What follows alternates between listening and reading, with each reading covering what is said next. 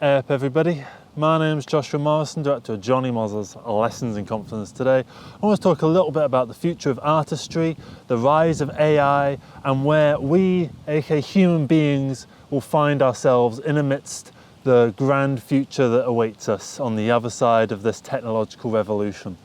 So I was kind of on the forefront of AI-ish to a degree. I was using ChatGPT before it was even called ChatGPT, when it was a locked away thing that the public couldn't access, and it was called GPT-3. Me and my friend, we used it to write a film called Connie Lynn, right? And at the time it was just a novel little goofy experiment, you know, to try something a little bit new, right? All the current moral quandaries that kind of come with using AI didn't really exist back then, or if they did, not nearly to the same extent, to the point where we certainly weren't aware of them. And originally Connie Lynn was a film that I was writing. I got about 25 pages into the screenplay and I started to get a bit of writer's block around it, and I didn't really know where I wanted the film to go, or even really what my own film was. So putting it into the AI was kind of fun. It was kind of a way of seeing what my idea actually was. It was weird seeing my own idea done back at me by a machine that seemed to understand what I was going for, right? And so we decided to make this whole thing about making a film using AI to write the script, and we decided to be very close to the script, right? That was kind of the whole point. There's a couple points where the AI almost looked like it was bugging out, and it was like characters were repeating themselves back to each other. I remember saying to my friend, oh, we should sort of go back and redo that. He said, no, that's what the AI wanted, right? That's what the computer wanted these characters to say. Let's have the characters say that. And I kind of thought, well, the whole point of this experiment is to do what the computer wants, so let's go for it. And we made the film, and it's one of it might be the first live action feature film to use AI. And after that, ChatGPT had just about come out around the time this film got released, Connie Lynn. ChatGPT had come out. I was going through quite a hard time. I was going through a divorce. I was going through all sorts of different things in my life. And generally I was kind of just clinically fed up, I think is the word, right? So I used ChatGPT as just kind of a nice little friend almost, and I would talk to ChatGPT and just sort of say, hey, I'm kind of feeling down in the dumps, and it would go, oh, I'm so sorry you're feeling like that. How can we discuss this? What can we do to make you feel better? And I would just, I'd put old diary entries into it and go, what was going on with me then? Why did I feel like this? Can you kind of connect the dots for me? And it would connect the dots for me, and it made me realize things about myself that I wouldn't have realized without that computer digital aid, right? And as 2023 rolled into 2024, and the general, conversation around AI stopped being, oh, it's kind of fun that I can put something into a prompt and it will spit out a picture of Will Smith eating some spaghetti. Oh, it's so cool that it can do that. It started to become scary. It started to become, I can put a fucking prompt into a computer text generator and I can just make misinformation that I can just spread everywhere, right? In the run-up to the 2024 US election, you started to get politicians using AI-generated video in their political advertising. You started to get all this sort of stuff just so suddenly. And, the general conversation around AI, large language models, right, are basically fed on all of the internet, right, which includes copyrighted material. So right now, Sora, AI, or whatever it might be, is using my videos right now, along with all the other videos on YouTube, along with all the other movies and albums and TV shows and news articles. It's using everything to create this huge pool of information, the same way that you know how the ending of Gone with the Wind goes because you saw it like 15 years ago, and you know all the references to Star Wars because you've watched it a few times. You know the story to Platoon because you've watched it, right? You know these things because you've watched these films. ChatGPT or whatever it is, a large language model has learned everything because it has watched everything. When I say watched, I mean that it has ingested this content, usually through the form of, when you kind of Google like such and such screenplay, and it doesn't really give you the screenplay, but it just gives you like a line by line of every single bit of dialogue kind of done through the subtitles or something like that. It learns it through all of that, right? And so now we're at the point where there's something called Suno AI, and there's also Sora AI, which these are video and music generative AIs that basically can make video and can make music, right?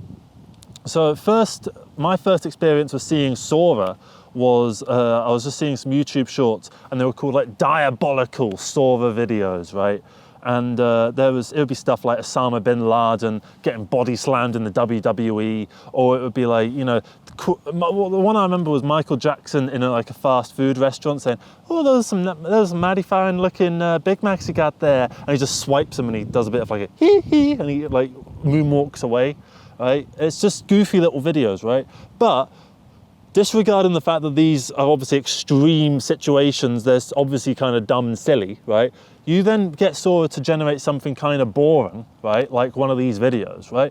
It's not actually going to be too far away from reality, right? We're at the point now where you can't easily distinguish reality from artificial generated content, right? And I'm struggling. I've made a video about how I've been fooled by AI, right? With the bunnies on the trampoline, right? That's an infamous one that got a lot of people to sort of wake up to just how scary this technology is, right? Because now it's not just, you know, the elderly or people that aren't chronically online that are susceptible to manipulation through artificially generated content. It's everyone, including people that are kind of savvy to this. People like me who were using ChatGPT before it was even called GPT, right? So why I found this so scary and why I really wanted to make this video is to do with the app website Suno AI, right? Which is similar to Sora AI. It generates music. Sora does video, Suno does music, right? And at first I was talking to that friend who I did Connie Lynn with, right? Who's a bit more on the pro AI side. I don't want to speak for him, right? But he was saying to me that he'd like to try messing around with using Suno to make music, right? And then release these albums out there, right? And we were kind of going back and forth and sort of saying, oh, well, you know, with the free membership, you don't have like full rights to the music and they can kind of copyright strike you as it being owned by Suno and all this, that and the other, right? And, you know, it was going into the details of like, oh, wow, this is kind of neat. You can get it to do this and then do that, right? In a similar sort of way that we made Connie Lynn, right? But I wasn't feeling it in nearly the same way. I was feeling almost an existential crisis of, I am a musician, right? I mean, whether my music is any good or not doesn't matter. I play guitar, I occasionally try my hand at bass and keyboards, I vaguely know my way around Reaper, right? I've mixed stuff, right? And I've released albums, right?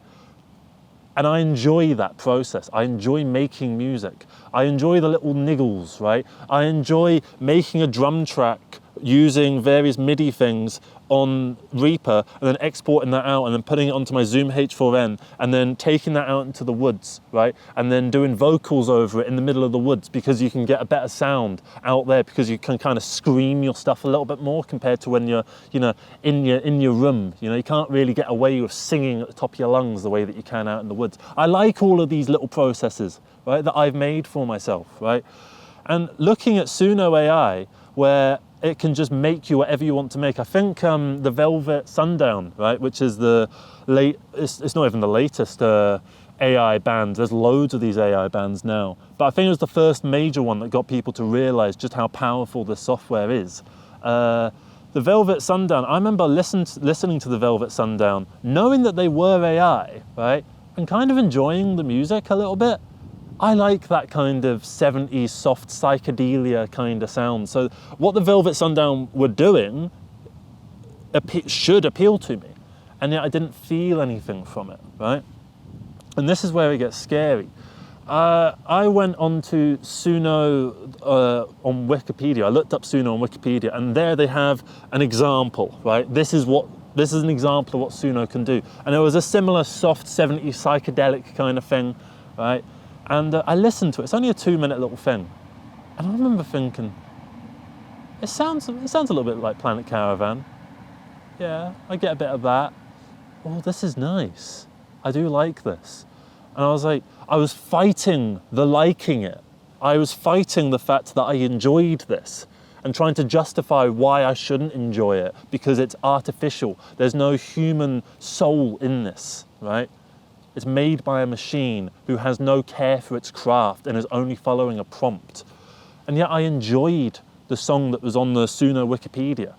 I liked it, and I didn't like the fact that I liked it. So later on, I was speaking to another mate, right? And he was telling me about how he was going to get back together with his old bandmate, and they were going to take all their old demos and they were going to put it in Suno, and they were going to get all the product out of it, and they were going to release basically remastered versions of their old songs that never really got to see the light of day, right?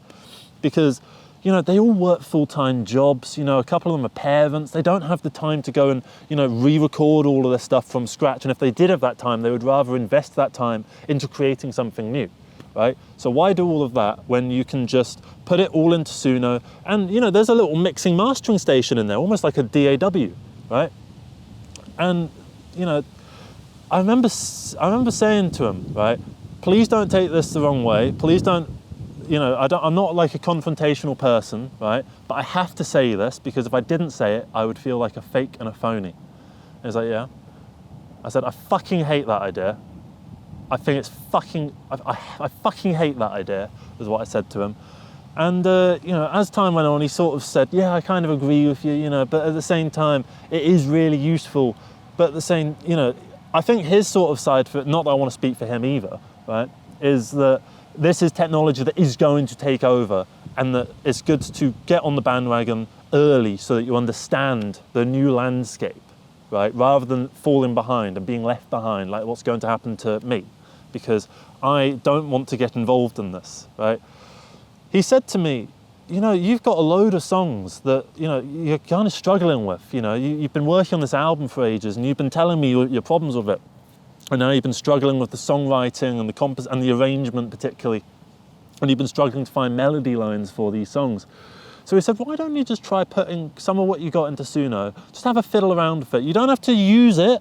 You don't have to release the versions that are on Suno. You don't have to do what my bandmates are doing. You don't have to do any of that.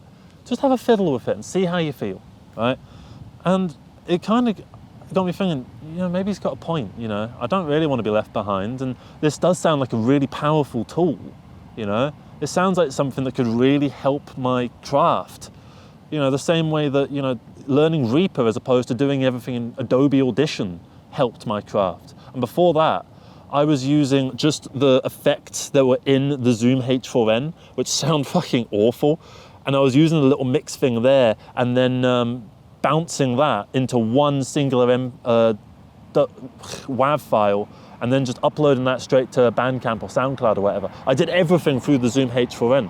And then when I leaped to Adobe Audition, it was almost like this whole new world was opened up for me in terms of mixing and mastering and being able to cop in things here and there and be able to re-record stuff properly and be able to have more than 4 tracks at a time, All of these different things were appealing to me. I liked the sound of that because after Adobe Audition, I then went to Reaper and it was the same kind of the world opened up for me with MIDI, right? I've been really enjoying putting MIDI, throwing like a bit of flute on there, a bit of organ, stuff that I don't have a flute or an organ or a piccolo or any of these things, right? But I enjoy being able to use them in a MIDI context. And obviously sometimes the MIDI doesn't work, sometimes it does, but the one thing that was really good about Reaper that really made my music a lot better was the drums, right? Modo drums and Stephen Slate drums, to be precise. I've been using those too, particularly the inbuilt grooves that come with them. But then I also went and found a load of groove packs, right? I found one that was like 800,000 grooves, right? And it had all different things from like prog metal to funk to slow indie stuff, right? To cinematic kind of things, right? It had so much. And I would kind of mishmash loads of different things and I would work with different time signatures, like, oh, this bit here is in 3/4 and it's kind of sick and it does like dum da da dum boom, right? And then this bit here, it's like dum da da da da da da. Oh, that 3/4 bit goes into this swing thing, and then the swing thing goes into this little sort of thing that I found in all the packs, right? And I was just cobbling it all together like a jigsaw. and just building my songs that way. And that was a process that I would never have been able to find if I'd stuck with my original tool of the Zoom H4n to make my music, right? Because I don't have access to a full band. I do basically everything myself. And when I do get other musicians in, it's for a song here or a song there. I am the core of my two bands, Westby's Motherhood and the Manta Shrimps, right? I am the sole reason that those bands exist, right? So Suno could be another iteration of doors in this endless corridor of opportunity, right? One door leads to another door, which leads to another door, and Suno could be the final frontier. That's what I was thinking, you know? I could make anything that I want to make, and I could put my old ideas into Suno and get these professional sounding mixes right back. And I remember I went onto the Suno website, and I was on the landing page, and it's got this big sign up thing, and it's got all these sort of frilly sort of pictures everywhere, you know, people having a good time using Suno, right? And I looked at it, and I looked at it, and I thought about uploading my song, The Maze, which is this 17-minute prog rock epic type thing that I've been working on for a long time, that I've made multiple videos about trying to figure out certain aspects of it, and I've rearranged it. I've done so many different things to the composition. I keep adding bits and taking bits away and rewriting the verses and going, oh, put another chorus there, it actually works a bit better. Oh, here's a bridge. I've thought of a really cool bridge idea based on this little synth line that I've made up using a MIDI thing and a DAW, right?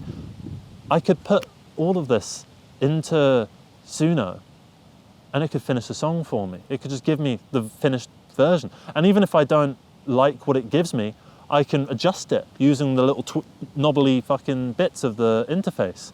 It's basically got a DAW inside of it. I could use all of that to make the version of the song that I want. And if I have such a problem with artificially generated music where it doesn't sound human, I could always cover it. I could cover what Suno is putting out there for me. And I thought about it, and I thought about it. And I went onto the file explorer and I found my latest version, or my latest mix of The Maze. With vocals, lead guitar, all the rhythm track, all down. But it's still not quite there. And I thought about putting it in there.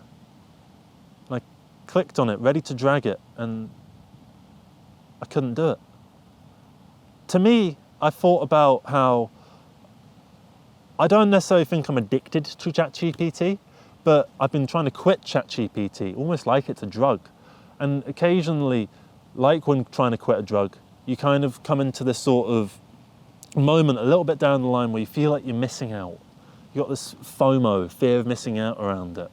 And you feel like everyone's having so much more fun than you because they're all on this drug, in this case, ChatGPT. And, you know, I keep going back to ChatGPT again and again and again, right? And then I thought about how about a year ago I was at a party and I was offered cocaine and I turned it down. And I turned it down because I thought I don't need another drug to potentially be addicted to. And all of this was going in my head. And I said, nah, I'm okay. And I closed Suno, and I closed the file explorer. And I wrote down in my notes, right, this video title, why should I fucking bother finishing my album? Because everyone's going to be doing this, right? And I might start doing this in the future when the general, you know, landscape of the, you know, idea behind AI, that when the ethical debate on AI is over and it's decided that AI is ethical to use in some capacity, right? When that all happens and people start using AI as a tool, right, here and there, you know, whilst maybe, you know, chucking a little bit of guitar in for the YouTube short or the TikTok to see that they are playing guitar and all the backing track is done via Suno or whatever the new thing is, right? I thought about putting my song into Suno and I couldn't do it. I couldn't fucking do it because to me, it's another thing to get addicted to. And if I get addicted to something that does my, you know, hobby for me, then I don't have a hobby anymore. I love making music, it's my escape. And the reason why I haven't made as much music this year as I have before is because I've had an awful lot less free time on my hands. And I used to be very much about trying to get as much music done as possible. And having seen this, what it can do, I've realized I don't want to get as much music done as possible. I did 20 albums in the span of 3 years, between 2020 and 2023. I made 20 albums. And I don't want to work like that anymore. I want to make music when I feel like, at the pace that I feel like, in the style that I feel like, and I'll release it at my own volition, when I choose to, right? And I won't be pressured by an AI who can do it infinitely faster than me. Because it's not about how fast I can pump shit out. It's about how genuine the music is. Because if I make a song about my creative burnout and how I struggle to fulfill myself creatively, which is what the maze is about, if I cheat through that and use AI to make that song, what statement have I made on a song like that, where the whole point of the song is about using the maze as a metaphor for creative loss and trying to figure out where you are creatively? Defeat. That's what it says. A song like that, made in that way, just says, I let technology beat me. And so, going forward, I think about the 50 years that I'm likely to still live, right? Touch wood. And this is just the beginning, right? 50 years ago today, right? It was 1975. Digital didn't exist, right? We were still doing everything to tape, right? This was the era of Wish You Were Here by Pink Floyd, or House of the Holy by Led Zeppelin, right? What's 50 years from now going to look like? Considering that these albums are now considered classic rock, right? Considering that these albums use technology that we don't use anymore. And if we do use it, it's only as a throwback to the past. 50 years from now, if I'm still doing things in this way, am I just a throwback to now? Someone who's fallen behind the times? Doing this kind of statement, oh, he won't use AI because of ethical concerns, right? About the holistic, integrity of the artist. How pretentious is that, right? But why should I exist as a creative if not to create? And where is the creativity in telling an AI what to do and how to do my job? Now we've got, AI singer-songwriters that are being signed to labels, right? Soon enough, we're going to have live concerts generated by AI, right? My favorite band, Dream Theater, is using AI to make their album art. In fact, Jordan Rudess, the keyboardist from Dream Theater, has developed this technology. He's kind of a digital tech entrepreneur guy in his spare time. Or maybe this is his full gig, this is probably where all the money comes from. But he's made this new thing where he can upload all of his recordings into something similar to Suno, and it can spit out ideas that are along his style, right? So he feeds in the entire Jordan Rudess catalogue, everything he's ever played, and whatever this app, website thing is that he's invented, right, or developed, or been in control of a team of designers, right, that have developed it, the app will be able to do Jordan Rudess's keyboard playing, just with all the same human inflections that come with his own finger playing, with his own keyboard playing. And it makes me think, what is art, right? What is the artistic expression, right? Is it about efficiency of creativity? Is it about making lots of things quickly?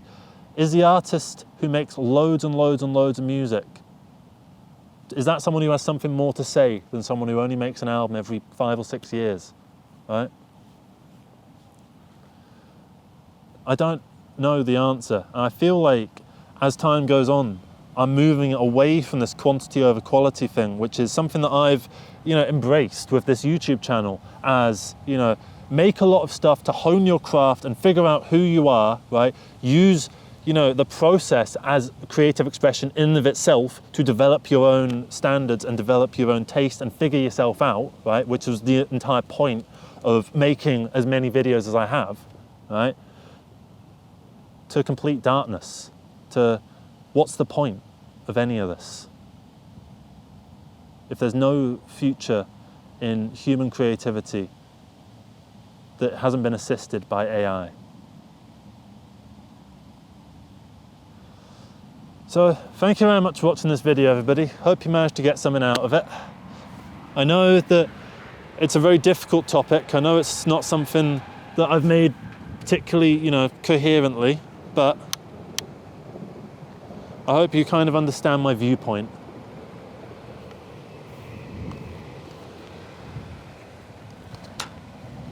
There's a long, long time left in the rest of my life, right?